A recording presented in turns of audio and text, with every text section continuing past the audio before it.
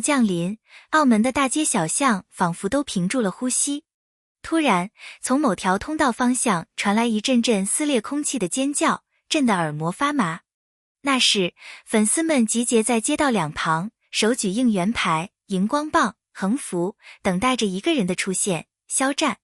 他们的声音如潮水般汹涌，将夜色压得更沉重，也让漫天的期待更紧绷。这种守候不是简单的等候，而是一场情感的爆发，是粉丝与偶像之间无形的连结在此刻被无限放大。尘嚣与喧嚣交织，闪光灯不停闪烁，仿佛每根神经都在颤抖，每个人都在这一刻变成声音的放大器。那尖叫不只是喜悦和激动，更是盼望、热爱，甚至焦虑的出口。于是，这一刻，澳门的夜晚不再属于夜色本身，而属于这个声音的浪潮。它穿透车窗，钻入人群，攀上高楼，在哪儿停下，谁也无法知道。只有那一个名字在回荡：肖战。肖战从出道以来，就不仅仅是一个唱歌、演戏、走红地的艺人。他在粉丝心中是一种寄托，是一种信念，是一种奋斗的象征。他的每一次公开露面，每一部作品，每一次互动，都会在粉丝间引起连锁的情感共鸣。某些粉丝甚至称，看到肖战，就像看到梦想与希望在前方。在如今这个娱乐业高度碎片化、信息高速流转的时代，偶像与粉丝之间的连接越来越短，越来越浅。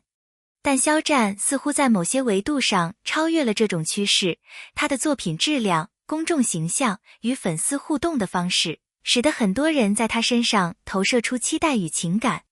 粉丝的亢奋不只是见偶像的冲动，更是对一种精神、气场、话语权的追随与认同。选择在澳门举办大型活动，本身就带有象征意义。澳门是东西文化交汇之地，是大型活动频繁举办的国际舞台。对于粉丝而言，能在这样一个舞台见到偶像，本身就带有跨越距离、跨越世界的仪式感。也正是因为这个地点的特殊性，粉丝们将自己对偶像的期待放大，仿佛拥有了追星登国际舞台的仪式感。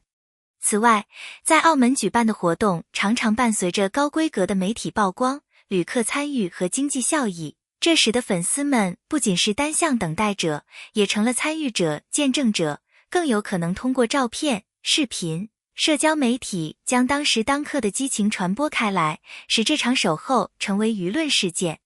当人群聚集，尖叫同时响起，那是一种群体心理场的形成。个体会在这种场域里彼此感染，情绪放大。当一声尖叫爆发，周围人立即跟随；当几个人撕心裂肺的呐喊，更多人被鼓动、被煽动。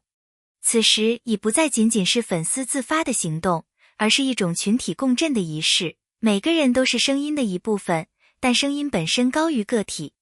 这种集体情绪有时具有解放的意味，打破日常压抑，释放内在情绪。也因此，每一次守候，每一次尖叫，都不仅仅是为了见到偶像，而像是一场心理释放仪式。许多粉丝为了第一时间站位，早在天未亮之时就已经从自己的城市出发。他们可能通宵搭乘巴士、火车，背着行李、食物、应援工具，穿行在夜色之中。到达澳门时，天还是灰蒙蒙的，街道空无一人。然而，他们中很多人已按照预先划分的区域就地安营扎寨，铺设垫子，挂起布条，支起遮阳伞。这一过程疲惫而漫长，很多人戴上了面罩、防晒、干粮矿泉水、充电宝、移动电源、备用应援物品。有些粉丝会主动分任务，有人负责排队，有人负责照顾队友，有人负责物资管理，有人负责拍照记录。这些平凡而琐碎的动作都为一个共同目标，在现场见到肖战服务。白天阳光炽烈，温度攀升，粉丝们在烈日下继续坚守，或坐或站，偶尔相互交头接耳，分享水与零食，也有人拿出报纸、伞遮阳。此时天空湛蓝，偶像还未现身，每一次远处车辆靠近，每一次工作人员出现，每一次门口警示声响，都会使人群躁动。在这时，粉丝间的互动尤为重要，有人组织小游戏以打发时间，有人互相补水，有的粉丝写横幅、画应援标语，有人唱歌、跳舞、喊口号，这些都是维系热度与士气的方式。守候者不是孤军奋战，而是在集体氛围中共同承担期待的重量。黄昏降临，街灯亮起，夜色逐渐笼罩街区。守候者开始进入另一阶段，精力开始疲惫，情绪开始更凝聚。每个人都在仔细守护自己位置，防止被移动或被挤压。此时风声、人声、车辆声交织，成为这个夜晚的底音。随着时间推移，粉丝开始调节状态，小憩，调整姿势，深呼吸，用音乐或聊天来稳定情绪。手机保持开机状态，任何消息、官方通告、安保路线变化、迟到或提前的提示，都会被第一时间转发到人群中。夜越深，静候越迫切。很多粉丝闭目养神，准备迎接那个关键瞬间——肖战的到来。当肖战出现的那一刻，世界仿佛失去了厚度。车门打开，身影走出，人潮涌动，所有的眼睛聚焦，所有的呼吸屏住。然后，尖叫如决堤般爆发，空气被撕裂般的声音震动，粉丝的胸腔、耳膜，甚至心脏都在回响。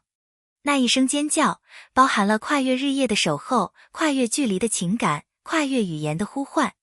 它不是一句“我来了”可以替代的，而是身体、声音、灵魂三重的回应。每个人都在以极限音量喊出名字，以极限音调压出情绪。那一刻，台前幕后都模糊了，只剩下那股声音燃烧在空气中。这尖叫不仅在现场震荡，也被无数摄像头捕捉，被无数观众通过镜头听见。街角的住户、天台的行人、远处的大楼，都能感受到一种声压，那是群体声浪的力量在城市尺度上的投影。这种声波从现场飘出，穿过窗户，穿过夜色，甚至在社交网络上再次尖叫。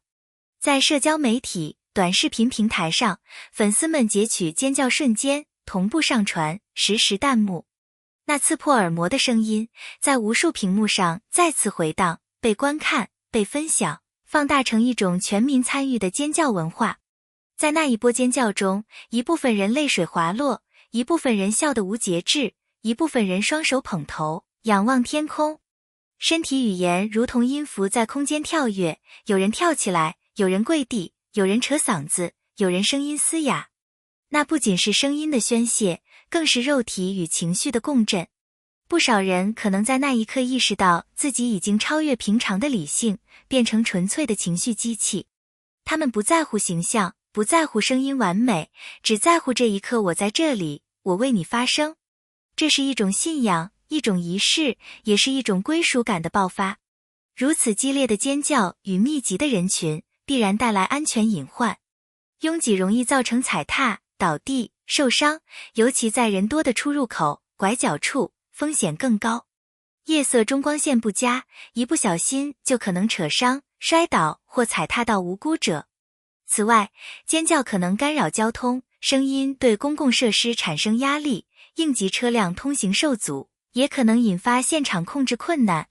主办方、安保、当地警察都必须在事前做好严格的动线布置、隔离分区、紧急疏散路线、医疗救援点设置等。